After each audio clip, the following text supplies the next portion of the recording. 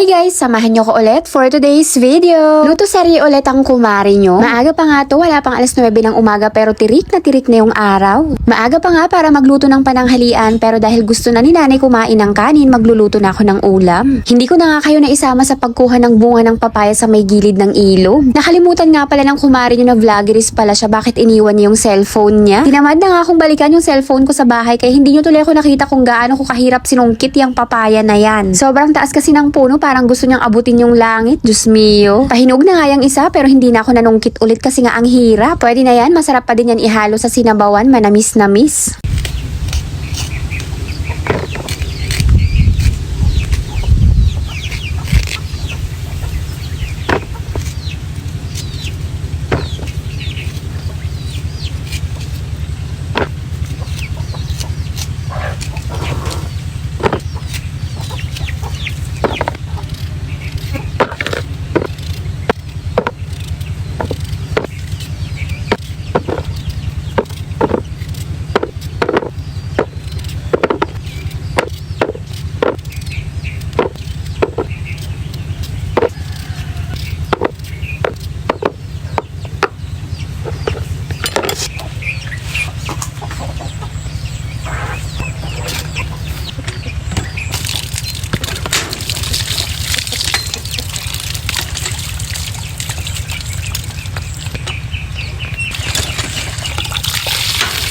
O diba, sabi sa inyo, ibabalik at babalik yung walis tingting na yan sa lamesa namin. Sorry na agad sa madidirihin, pamalo kasi ni tatay yan sa mga langaw. So ayan, bago nga pala ako manungkit ng papaya kanina, sinalang ko na yung karne ng baka para malambot na. Tinakpan ko pa nga ulit at medyo alanganin pa yung karne. May nakuha ngang bunga ng atis si tatay, mamaya ka sa akin kakainin talaga kita, namiss ko din kumain ng atis. Maglalagay nga pala ako ng dahon ng sibuyas or dahon ng lasuna sa aking lulutuin na sabaw. Nilagang baka nga yung lulutuin ko pero titimplahan ko lang siya ng Knorr cubes na beef at lalagyan ko ng bunga ng papaya. At madaming dahon ng sibuyas. I-try nyo to guys lutuin minsan. Mas bet ko to kaysa sa nakasanayan natin na nilalagyan natin ng repolyo, ng saging na saba, at saka mais.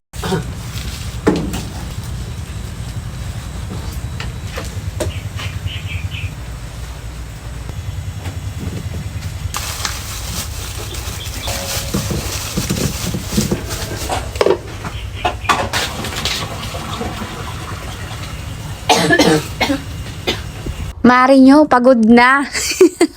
So ayan, kulong-kulo na siya at malambot na yung karne kaya naglagay na ako ng Knorr cubes na beef. Patis yung ginamit kong pang-alat. Pwede ding maglagay ng pamintang buo kaso walang stock si tatay, puro pamintang durog kaya hindi na ako naglagay. Malambot naman na yung karne ng baka kaya nilagay ko na yung papaya. Habang hinihintay ko ang maluto yung bunga ng papaya, kumuha muna ako ng sili. Naubusan nga ng siling green pero mas okay to ilagay kasi mas mabango siya.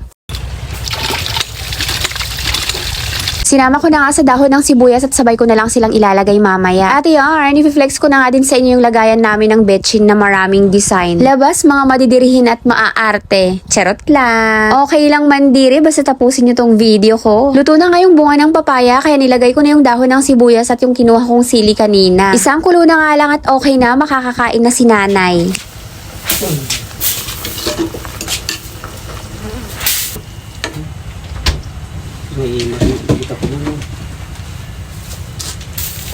Tapos na akong magluto kaya kakain na si nanay.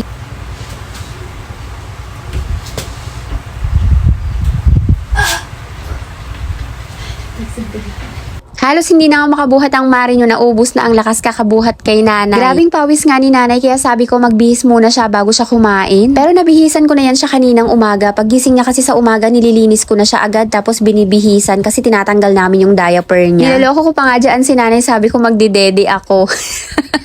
Sa gabi nga lang namin dinadiaper si nanay. Sa araw, nagda-diaper pad siya tapos naglalagay pa kami ng tela. Habang sinusukli ko nga siya dyan, sabi ko, pagkatapos niyang kumain, pag okay yung pakiramdam niya, ilalagay namin siya sa wheelchair tapos pupunta siya sa silong ng mangga. Para makasagap siya ng preskong hangin kasi sobrang init dito sa bahay, lalo na pa-summer na talaga, tirik na yung araw. Sinabayan ko na nga kumain si nanay. Si tatay ayaw pa niyang kumain kasi katatapos niya lang din magkape at magtinapay. Tsaka hinihintay niya rin matapos si nanay kasi minsan hindi na uubos ni nanay yung pagkain na sinasandok ni tatay. Siya yung umuubos. Yun lang muna guys for today's video. Sana nakarating kayo hanggang dito sa dulo. Agyaman nak. Bye!